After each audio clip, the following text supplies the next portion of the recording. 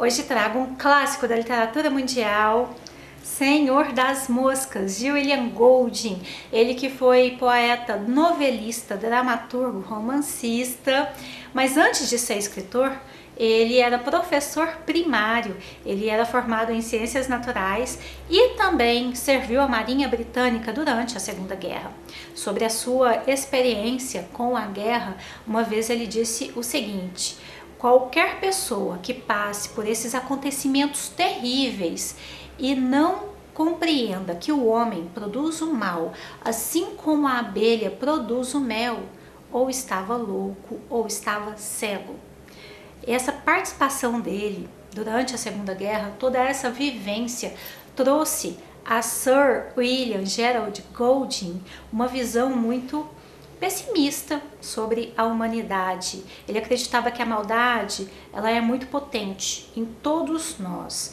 Os seus romances são fábulas sobre o mal, colocando aí, ponderando, né, esse abismo que existe entre a vivência da ciência, da razão e essa vivência do mundo espiritual. Ele acreditava que todos nós estamos sob essa ameaça constante de demonstrar o que há de mais feio em nós, de toda essa maldade. Ele foi laureado com o Nobel de Literatura em 1983 e na ocasião o comitê justificou dizendo: pelos seus romances que, com a perspicácia da arte narrativa e a diversidade e universalidade do mito, lançam luz sobre a condição humana hoje em dia. E assim a gente conhece um pouquinho então dessa obra dele, que é uma obra extensa, mas aqui nós temos em Senhor das Moscas o seu magnum opus. Esse livro ele foi publicado em 1954, mas eu vou falar para vocês, foi bem difícil ele conseguir uma editora que aceitasse publicar essa obra. Eu não sei bem a razão, mas eu imagino que é devido o teor, né? Devido à condição narrativa aqui, onde você coloca crianças nessa situação de barbárie, de perda da civilização. A gente acredita muito que a esperança de um mundo melhor está nas crianças, né? Mas para o William Golding não. Nesse livro aqui, ele tira de nós qualquer esperança de um futuro melhor, acreditando no poder transformador das crianças em fazer do mundo um mundo onde a gente possa viver mais pacificamente, de maneira mais sábia. Não, aqui ele tira isso de nós e é bem impactante. A gente se sente assim, sabe, parece que a gente leva um soco com essa leitura aqui. Um livro que tem 217 páginas, não, perdão, tem 223. Essa edição minha aqui é uma edição, 223 páginas. Essa edição minha, ela é da Alfaguara. E eu fico pensando dessa dificuldade que o William teve em conseguir publicar essa obra, né, de ser aceito por alguma editora. Que bom que teve alguém que aceitou, porque é uma obra muito importante devido à sua simplicidade. Eu sempre falo isso, para mim a genialidade, eu sempre falo, a genialidade ela tá na simplicidade das coisas. Quando você entrega um texto simples de ser lido e você passa uma mensagem tão profunda, tão reflexiva como se tem aqui, caramba, você alcançou então aí a sua genialidade. Senhor das Moscas, precisamos falar deste título, porque aqui dentro do livro vai ter uma referência, vai ter uma passagem que vai ficar muito claro do que se trata dentro do livro. Mas tem algo por trás disso. Existe também, biblicamente, os demônios, né? E um deles é o Beelzebu, que é conhecido também como Senhor das Moscas. Dentro da mitologia filisteia, tem esse deus que guarda ali uma cidade, né? E também tem essa outra conotação, esse deus, que seria o Beelzebu, Baal, Parece que é tudo a mesma coisa. Pode me corrigir aqui, tá, gente, se eu estiver errada. Mas pelo que eu entendi é isso. Baal, Zebu, Beuzebu, é tudo a mesma coisa. E além desses nomes, ele teria esse outro nome, que é Senhor das Moscas.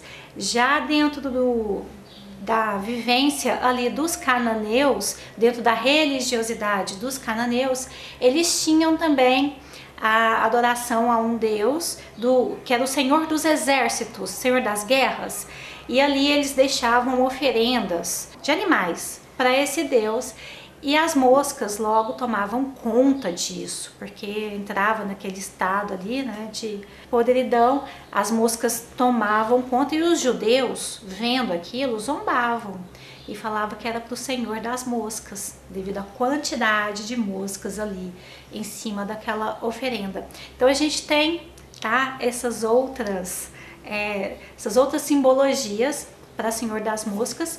Você lendo o livro não sabendo disso, não vai fazer diferença alguma, porque aqui dentro vai ter essa passagem bem explícita. Mas quando você para ver essas questões religiosas e tudo mais, fica mais interessante. Você consegue ver com mais profundidade essa questão. Inclusive, a gente precisa falar de Lost. Quem lembra daquele seriado maravilhoso que inclusive estreou 20 anos atrás, não foi?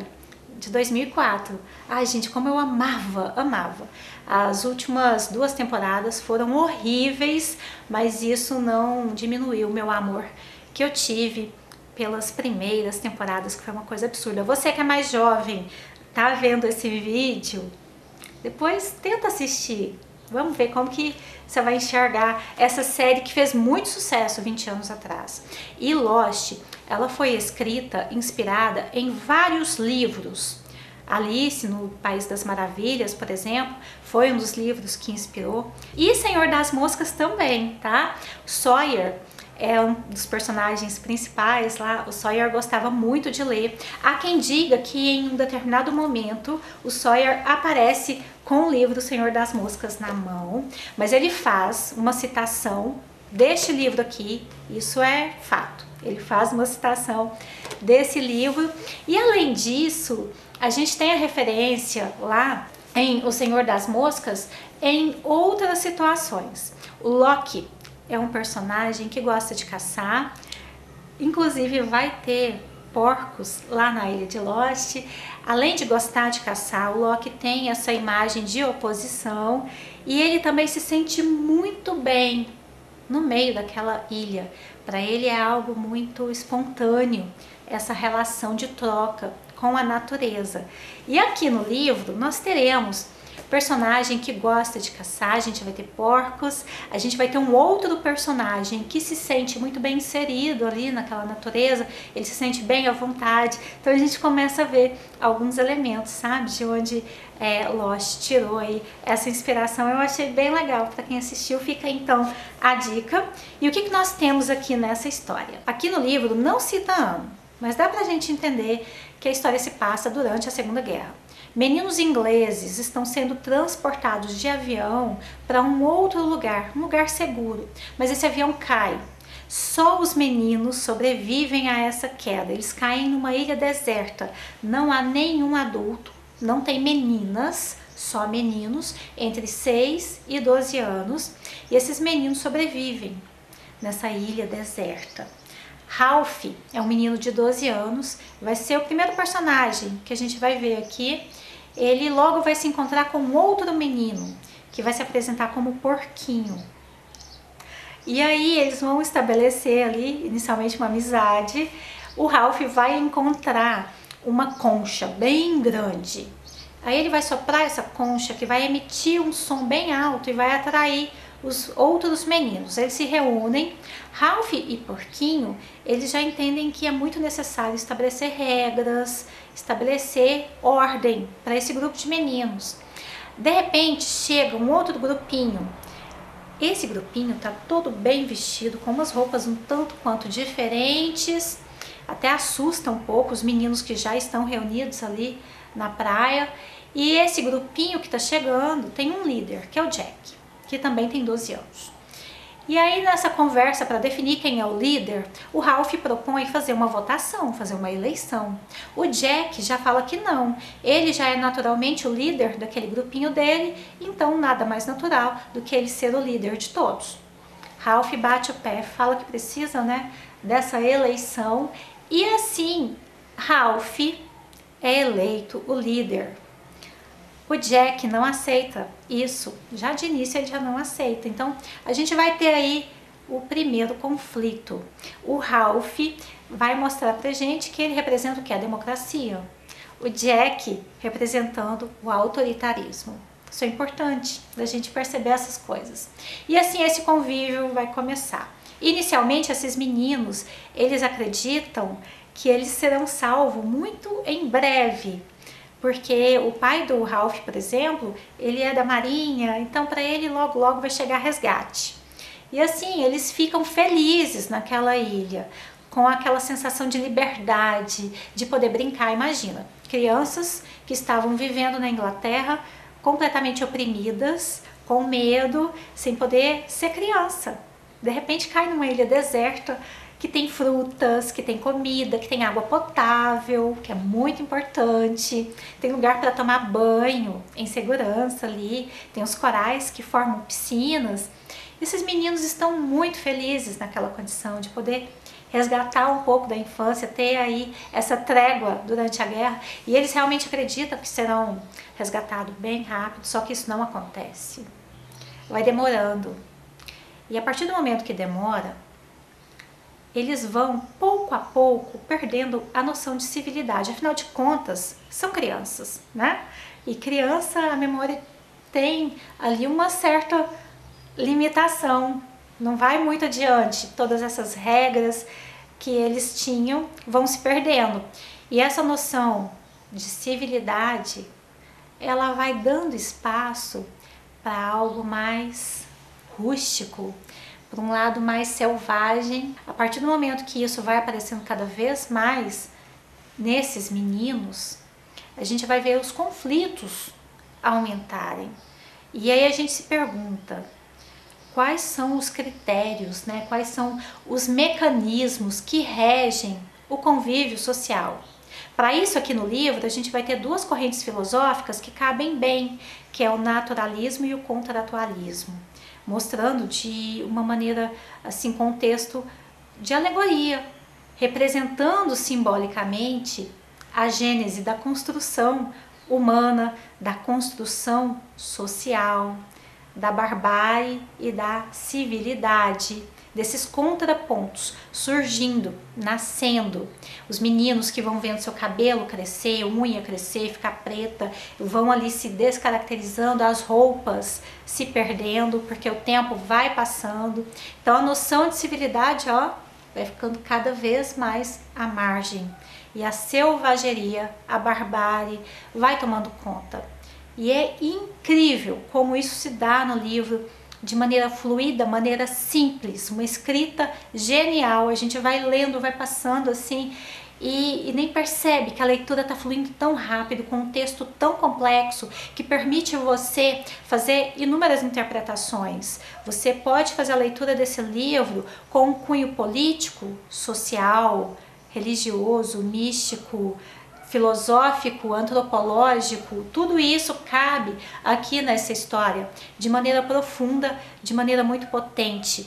E o que mais impressiona a gente são crianças. São crianças tomando esse lado mais selvagem, indo para um caminho de barbárie. E isso impressiona muito a gente, deixa a gente muito chocado, né? A relação que eles vão ter um com o outro ali vai tomando uma proporção muito chocante. Como eu disse, vai ter tudo ali para eles, então eles poderiam viver muito bem. O Jack, que é esse menino que tem esse perfil mais autoritário, ele vai liderar a caça, ele vai sair para caçar porcos, que tem muitos lá na ilha, e vai garantir então a alimentação do grupo todo. Vai ter frutas também, água potável, como eu disse. Então assim, tinha tudo para viver bem, até o possível resgate aparecer, se é que vem aparecer, né? Então, por quê? Como que se perde tudo isso? O William Golding tem razão em falar que a maldade, ela naturalmente, ela vai se apresentar quando tiver uma oportunidade. E aí outras questões aqui, assim, vão me impressionar muito. Por exemplo, não sei se vocês já ouviram isso, mas há um ditado que fala que o bem é silencioso e o mal sempre faz muito barulho. Essa frase é muito real. Aqui no livro, ela também vai se apresentar, porque pouco a pouco, dentro desse instinto mais selvagem dessas crianças, eles vão começar a formar ritos, eles vão começar a se pintar, a criar máscaras. E aí eu te pergunto, máscaras existem para revelar ou ocultar quem somos de fato? Eu acho que aqui no livro as máscaras vêm para revelar. Ela vai esconder um eu que ficou no passado e vai permitir que o novo eu se apresente. Gente, é chocante, de verdade, é uma leitura bem chocante. E quando eu digo para vocês que o mal faz barulho, é a partir das músicas, das falas que eles terão falas aqui que eles vão repetir, que vai fazer muito barulho, inclusive, não vou falar, vou deixar vocês lerem, mas isso vai tomando força para que essa selvageria ela se apresente através de instrumentos, assim como a concha, ela tem um simbolismo importante para a ordem, aquela concha que o Ralph encontrou ali, né, no início do livro, ela vai ter uma simbologia importante para a questão da ordem, da civilidade. Outros instrumentos, eles podem vir simbolizando a selvageria, simbolizando o início desse processo de barbárie. Deixa a gente assim aterrorizado por ser criança, como eu disse, né? Toda hora eu tava lendo assim, vendo as coisas acontecendo. Gente, mas é criança? E também tem um ponto importante nesse livro que eu acho, que é a questão, desde o início, esses meninos, eles têm um medo muito grande e à noite eles têm pesadelos, gritam, deixa essa parte, né, sair, extravasar. Aí eu fico perguntando, será que isso é só medo ou será que também é alguma fruta que eles comem ali que está fazendo mal para eles, ou é uma fruta alucinógena, ou de repente é uma frutinha um pouco mais venenosa, né? Não sei, mas esses elementos estão aqui no livro e vão causando na gente algumas dúvidas, alguns mistérios, mas a maioria das questões a gente tem revelado aqui. Um livro muito impactante. Stephen King, inclusive, em O Nevoeiro, ele fala sobre isso, né? De quando a gente perde a lei, quando isso fica ausente, o eu violento, o eu maldoso, ele se apresenta da maneira mais pura. E o livro traz isso aqui pra gente. Inclusive, Stephen King, ele tem um comentário dele aqui que foi colocado. Para mim, Senhor das Moscas sempre significou o motivo pelo qual os romances existem, o que os torna indispensáveis. Então eu imagino que Stephen King usou Senhor das Moscas até como inspiração. Eu reconheci o Nevoeiro, né, quando ele fala lá no Nevoeiro de que você tira a lei das pessoas e implanta o medo, o que vai sobrar é o caos. O que vai sobrar é terrível. E isso a gente está vendo acontecer, inclusive, lá no Rio Grande do Sul. Estamos vivendo uma tragédia absurda, uma tragédia imensa com as enchentes.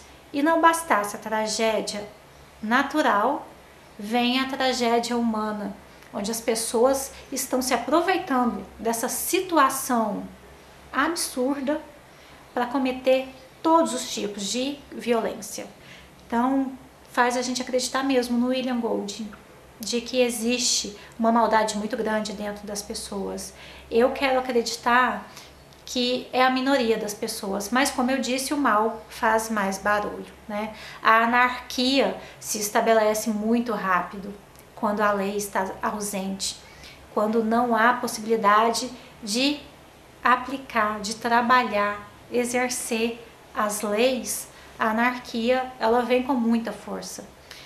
É triste, mas é real. e a gente perde a esperança nas crianças com esse livro aqui. Amei. Um livro muito necessário. Um livro que eu indico para adolescentes. Eu acho que adolescentes lerem um clássico desse, que é tão fluido, tão fácil, com uma mensagem tão profunda, é muito importante, é muito valioso. Eu acho que constrói dentro desses adolescentes algo muito fundamental da própria experiência com a literatura, da própria percepção de sociedade. Indico demais, gente, um livro maravilhoso. Se gostou, compartilha, curte e comenta. Combinado? E a gente se encontra nos próximos vídeos. Beijo, tchau!